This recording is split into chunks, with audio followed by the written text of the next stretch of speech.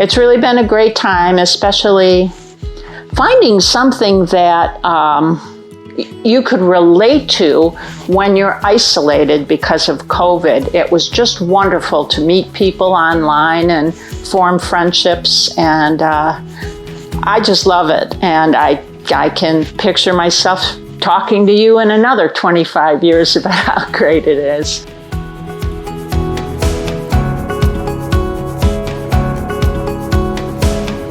This is Rose Blomfeld.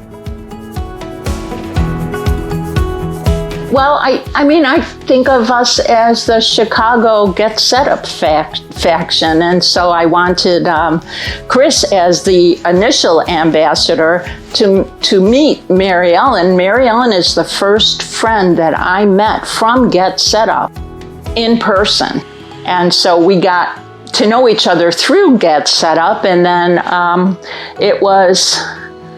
think it was the year before that we actually met for the first time, and we took a walk in the forest preserve, and we've remained friends to this time. And so I wanted to bring her into the fold of my other personal friends, and I'm hoping that she'll join our brunches and our movies in the future. Mary Ellen Ziegler. Well, that was really a shock, because I went to a class on improv that I was very nervous to take, and it was so much fun. And on the improv class was this Rose S. from Florida. And we clicked right away, and we were laughing hysterically, and we exchanged numbers that day. And she said, you have to meet this other Rose that lives right by you, by Midway Airport. And I said, really? So I went to another class where Rose was, and then we exchanged phone numbers and emails, and she invited me to go walking in the nature reserve. So Rose and her husband came and picked me up one day, and we went out to the nature reserve. I'm Norman Reese. Well, I've only I only heard through them that they were planning to meet.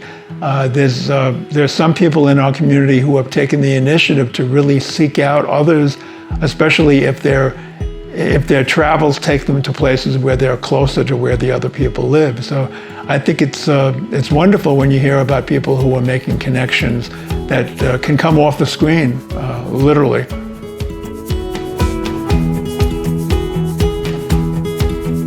I have actually seen some people who have proudly said how they've arranged to meet people offline who originally met through Good Morning America.